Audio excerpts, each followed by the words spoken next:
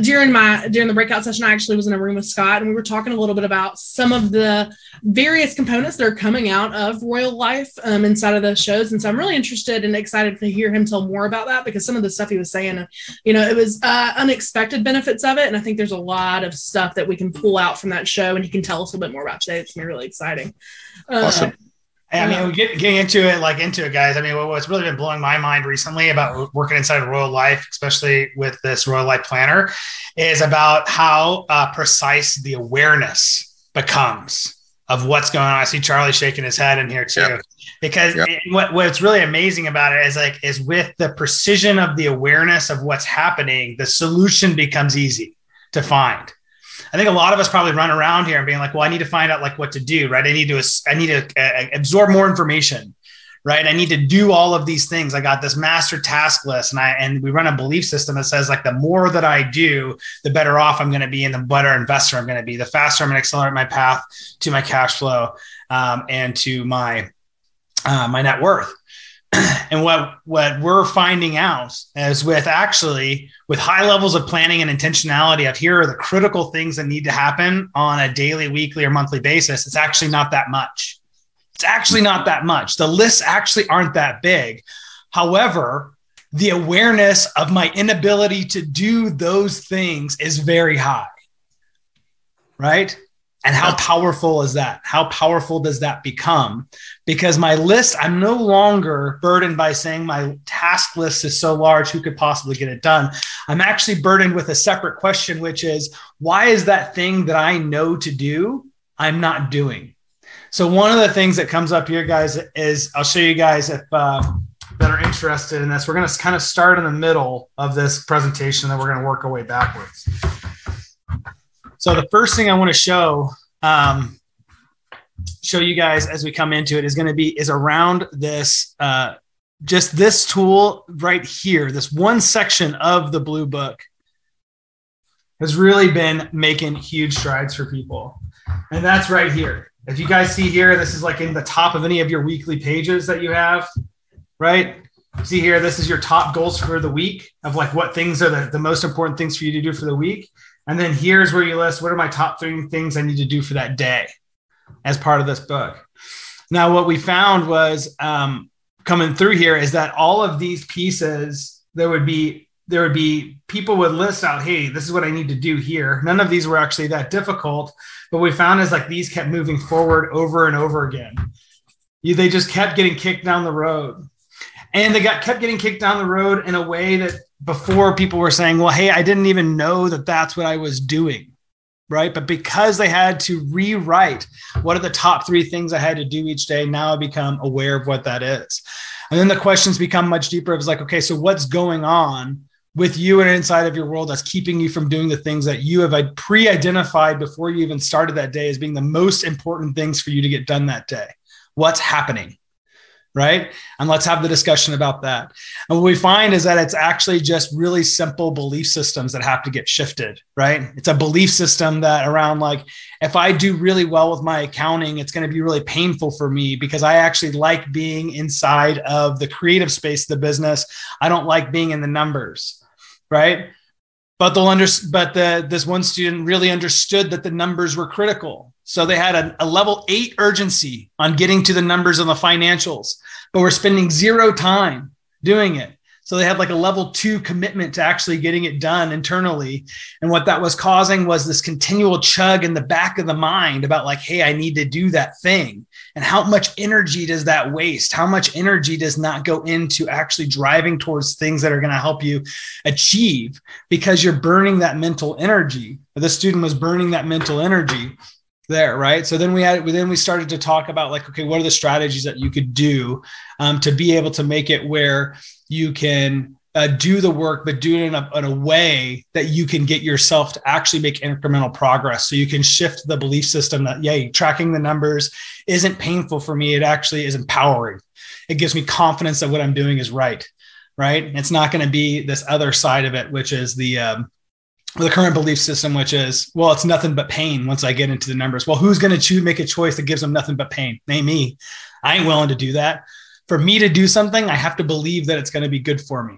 So sometimes you can find through these tools, like I just showed you guys here, that the tool itself will give you the awareness to say something ain't working. And that's a hell of a lot better than not knowing that it ain't working. Because once you know that it ain't working, at least you're aware of it. And you can talk to about it with a community of people and find out who's had a problem like this before and what did they do to be able to work their way out of it. And that's the power of the community and power of the group. But that's on the action-oriented side of things. That's on the execution side of the fence. And Charlie, I'll just have you hold on for 1 second because I want to walk through the financial freedom calculator with everybody here in case they haven't seen it before as our top level steering wheel. So guys, we're all in this game together because we're doing what? Making money, right? I mean, that's what binds us here together is we want the freedom to be able to live the lives that we want to do. We understand the way that we got to do that first is being able to put the oxygen mask on ourselves to be able to have the cash flow and the net worth to make sure that we're provided for, that we're safe, we're taken care of, that the people in our lives and our families are taken care of. And then when we have that level of freedom, we can go out and do amazing things in the world because we're going to be inside of our ability to be safe. So the question is what the heck does that mean? When's the last time we sat down and actually had to clearly define when am I going to feel safe enough? Right? Money is just as a way to have security, right? I mean, that's really all it is. It's a way for me to feel that if something bad happens in life, that I have a way that I can have resources to either accelerate something that I want to build, but also that I'm going to be okay, right? For most of us, when you dig down deep into like what money is about, it's really a fear of not having money, right? Which is really a question about saying, well, that just means that I don't feel safe yet. And what do I need to do to feel safe? But without saying clearly that this is what I need to feel safe, what are you telling your brain every day? I'm not safe. What does that lead to? Frantic working, overworking, stressing yourself to be able to push super hard. Whether it's the right thing to do or not, we don't know, but we know that we're not safe. So we're going to go ahead and just keep working super hard about it, right? So what I would like to offer you guys today is the opportunity to look at this tool with me that with my experience has been in using this tool for myself and coaching other people with it is you're able to dial in such a level of clarity of what it is that you need to achieve that it does two things. One, it puts your mind at ease because now you have a really clear target, right? It's a SMART goal of a target you need to get to.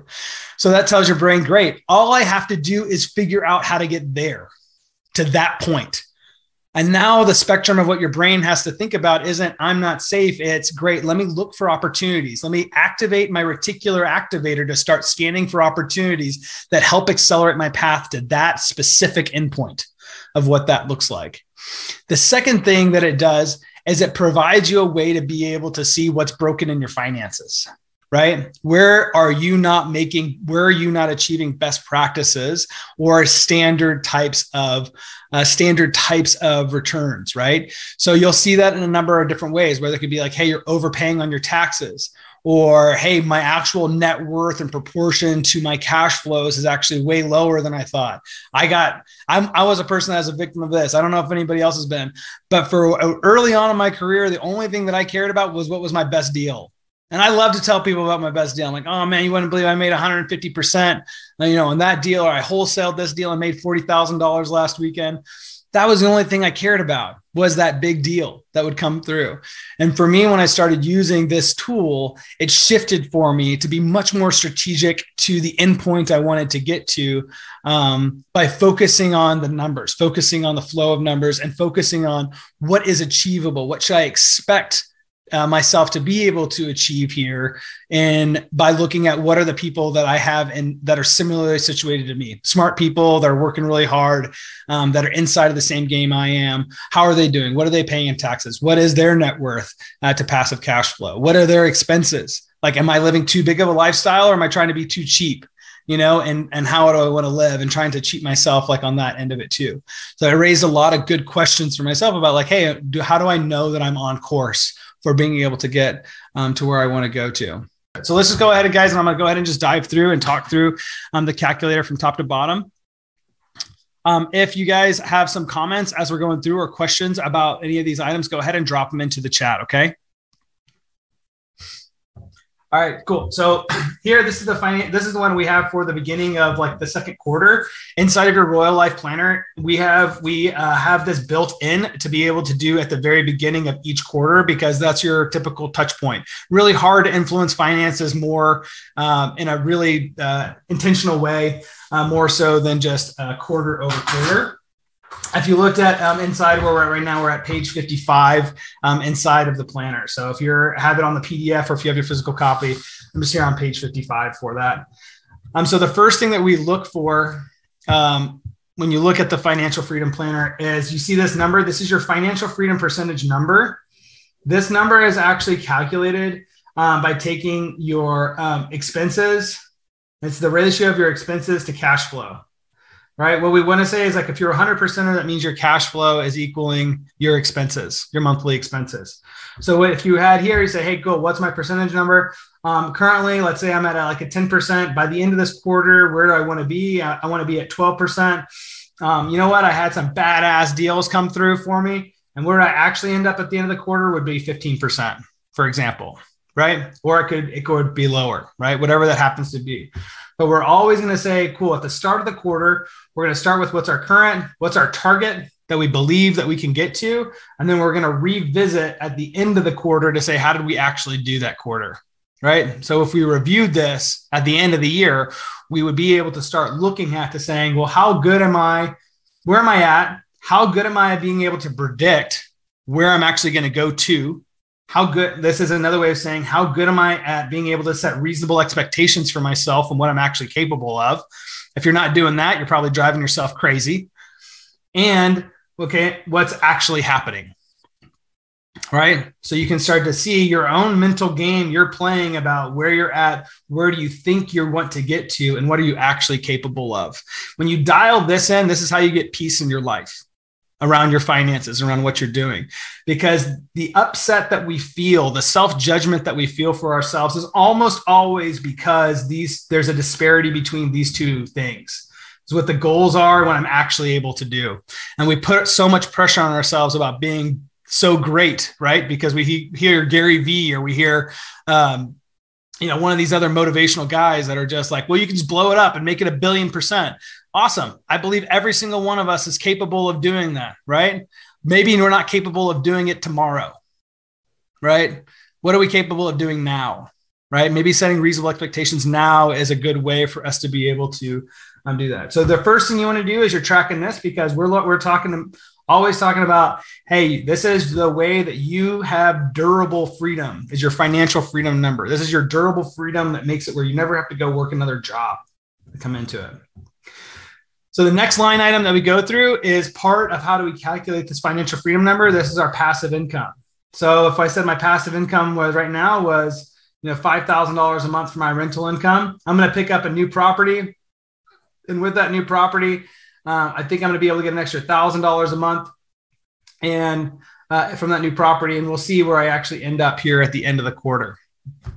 But that's one way you would determine your goal, which is, okay, what do I reasonably foresee can happen in the next 3 months? What will be the economic impact of that? Your active income, this is where we typically talk about active income is where you're having to trade time for money directly, right? We understand that there's no such thing as like a really truly passive income that is 100% passive, right? There usually things take some type of mental energy, even in the passive income space. But here is in the active income is where I'm like trading time for money. So for me, what I looked at is like, these are my investments, like houses, stocks, my options trading that I do, my oil and gas investments, et cetera. Those are all what I would consider things that I consider for my passive income. And my active income is all of the Royal Life companies that I do, right? So it's what are the income that I'm generating from Royal Legal Solutions, Royal Insurance, Royal Tax, et cetera. Because those are my major trading time for money types of focuses. So what this should tell you, after you add your passive and your active income together, this will now tell you your total income. So just from this, filling out these two places right here, right, what you'll be able to see is, well, where am I strong and where am I weak? Am I killing it on active income? Am I doing like $150,000 or $200,000 a year on my active income, but my passive income is super low?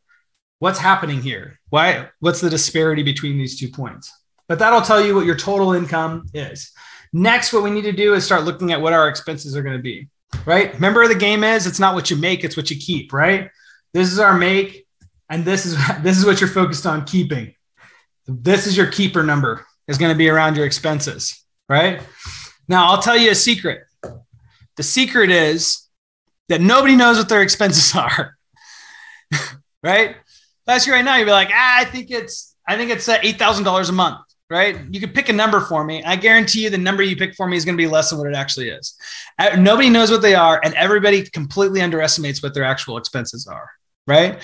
So it becomes very important for us to have levels of clarity, because without clarity and awareness, how could we possibly make a change to what this is, to what's going on in our lives, what's going on with our finances? What we also found out from doing some of the work in Royal Life was that even the act of having to look at expenses can bring up severe personal challenges for people, right? Because when you have to look at your expenses, you have to start asking hard questions.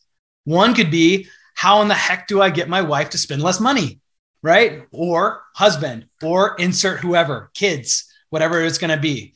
So all of a sudden, once I'm aware of the expense, man, that can start to feel scary, because now it's right in front of my face of here's what life is really going on. I can't put a blinder to it, right? That can feel scary to people. Number two can be is even doing the work of getting into expenses can feel like it's a challenge with their spouse, because they're like, well, I'm not really a numbers guy. She really does that. And by the way, if we start doing all of this financial analysis, do we really have enough time for our relationship? There's all kinds of great excuses there are not to look at your expenses. And they're all fantastic, because they're great stories we can tell ourselves about why looking at the big scary monster of what our expenses are is something that's not going to be great for us. So I'll tell you, when you look at this and you get to the expenses and you start to feel challenged by it, you're going to tell yourself the story. Very likely, if you're like the other students I've worked with, you'll start to tell yourself the story that I can't do it. It's too complex. Is it really that valuable for me anyway? I'm not really interested in changing my lifestyle, yada, yada, yada. You're going to find the best excuses you've ever found, or the best reasons to justify not looking at your expenses. What you got to do is just ignore all that bull. Got to just ignore all of that and do it anyway and get to the number. I can guarantee you, after you get to the number once, it's very, very simple going forward. You won't have the same challenges. It's like getting back into the gym. Anybody ever take like 6 months off and try to get back into the gym after you're 30? It's terrible. Just everything about it's terrible, into there. But it's like 6 weeks into it, you're like, all right, cool. I'm back in shape and I'm rocking and rolling. I'm doing great again. Right? Same kind of thing here. It's the first hump of getting used to being able to look at this is the big move. But then after that, you will find that it will actually be just as easy as breathing. It'll just become part of your analysis. And in fact, you'll start to get excited about it, because you'll start to really feel like you have control over your expenses, which means you have control over your financial freedom. And with that level of control, you have an extreme level of empowerment that will come with it. So if you want the gift, you got to go, it's like the same thing. You want the treasure, you got to slay the dragon, right? The expenses and getting into the expenses is slaying the dragon. Cool. Let's keep rocking. Next thing, right? Here's another keeper question right here for us. This is going to be our taxes, right? And getting to know your taxes, what you want to do here is look at what are your prior year's tax returns to find out what your tax rate is going to be. I'm seeing people that are coming in through Royal Tax, through our insurance strategy consultations, they're at a 35% range, especially if they're high W-2 earners, right? A lot of people are coming in at 25%. I think that where I see people typically dialing it in is around that 15% mark. Now, I do have some people that we work with that are in that 5%, right? And there's ways that they can get that. We've even seen people actually have a zero tax liability, not for how they put that together.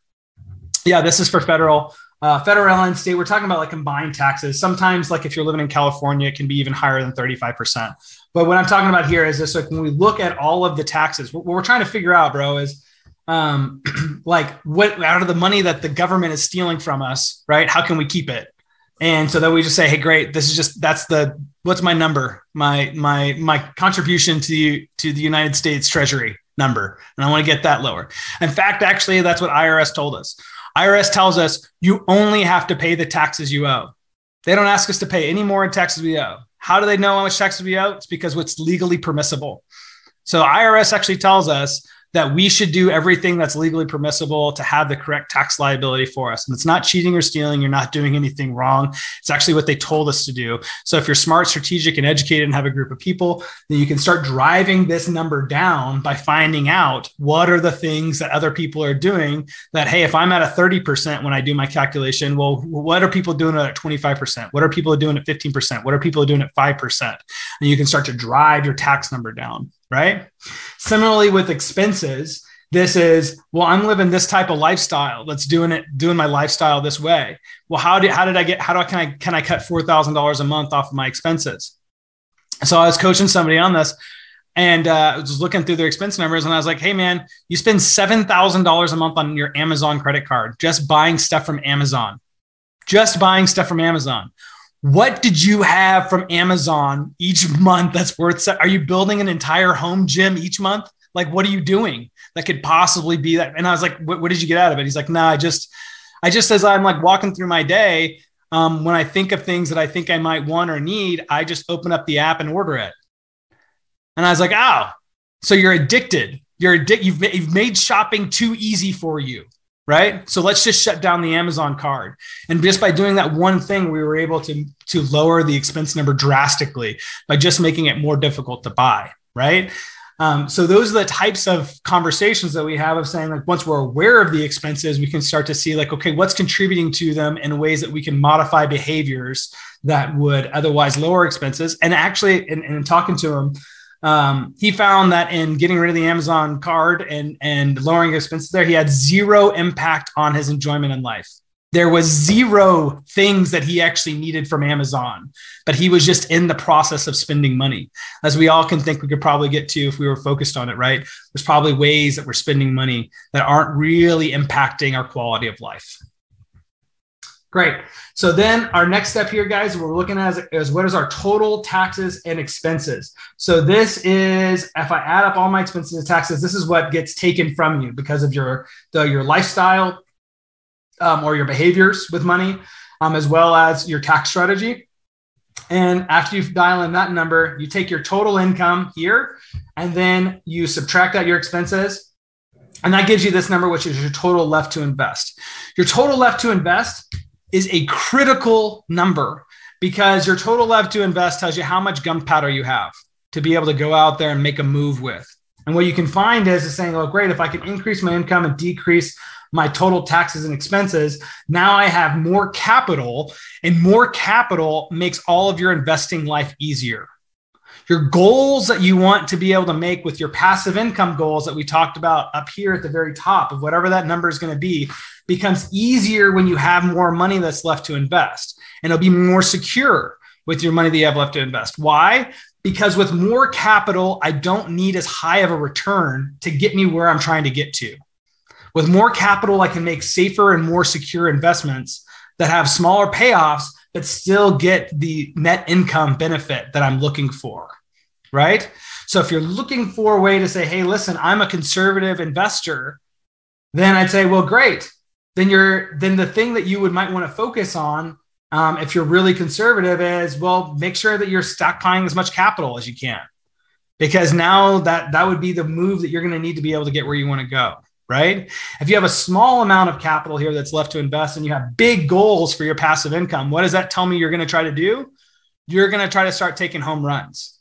You're going to start gambling with your money, right? And then we have to have a different conversation about that, right? Which is, hey, is gambling really the way? If you're looking for best practices to be able to reach financial freedom and do it in a way that's going to be predictable and controllable. And say, maybe some of your mindset's off about like what's going to be something that has traditionally worked for other people. So I hope you guys are seeing here that it's like the tools and the numbers, these look really simple as we're going through far, right? We're just talking about income, expenses, taxes, money left to invest, but the conversation and the insights about where am I think I'm trying to go and how am I going to get there becomes much more clear for how are you setting yourself up for success and what are the types of investments that I'm going to need to be looking for. So the next piece here that we look for, this is the amount of money that we actually invested. So let's say I had $50,000 here left over after my income, my expenses and taxes get out. So I say, great, I have $50,000 left to invest. But what happened if I only invested $10,000? What do you guys think that means? What challenge is this person having if they have $50,000 left to invest and they only invest $10,000 for it?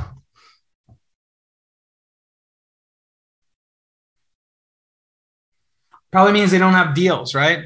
They don't have like the deals that they're looking for and being able to do it. So if we saw this from this person, we'd say, well, great. Looks like you're doing well on controlling your finances, but your issue looks like is you don't have the right deal flow. So that might be one of the things that you need to key off on in action steps is increasing your deal flow and deal pipeline. Great. Next piece to look at here is what's going to be your total net worth. So let's say we go ahead here and say, well, actually, if I looked at all the equity that I had in my real estate, not all the cash and all that, not all the debt and everything, but just the equity, right? If I liquidated everything in my life, sold all my stock, sold all my real estate, what would this number be? And let's say that's $1 million. So it's cool. So now I know I have a net worth of 1 million. And then the next piece I want to look at is what is my passive income in proportion to my net worth, this last number. So if my net worth was like $1 million, right? And let's say that my passive income that we talked about up here was 5,000. How does that tell you how well my portfolio is doing? So if it was $5,000 a month in passive income, right? And I had $1 million in total net worth, what does that mean for my percentage of passive to net? How well is my total portfolio performing? So it'd be $60,000 over $1 million, right? You guys remember these tricks from school?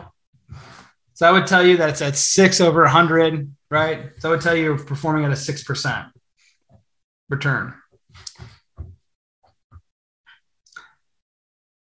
Now, I'll tell you 6%. If you guys go through this exercise, 6% is not what I typically see from people coming in off the street for the first time that they've done this exercise and they've used this tool. What we typically see is 3%, 2 to 3%. That's typically what you're actually seeing.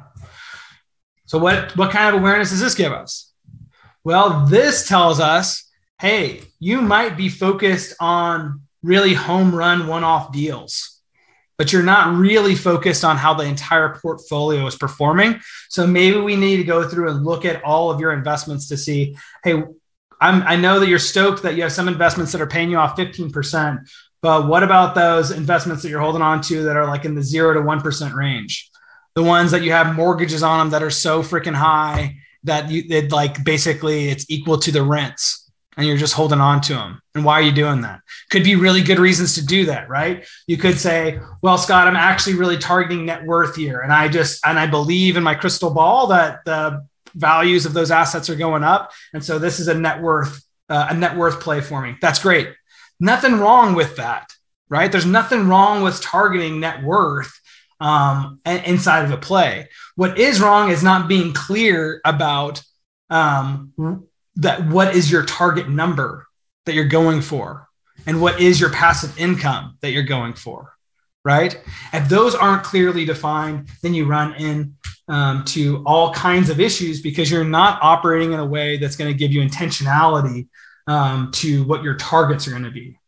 So this is the number one tool to fill out. I'll tell you guys, it typically will take at least 2 to 3 hours. I know it doesn't look like much. Typically it's 2 to 3 hours because it's usually this expenses is what takes you quite a while. And also trying to determine what your net worth is and your passive income to net. Most people don't have that already organized, but they're essential to have organized to be able to drive around into it.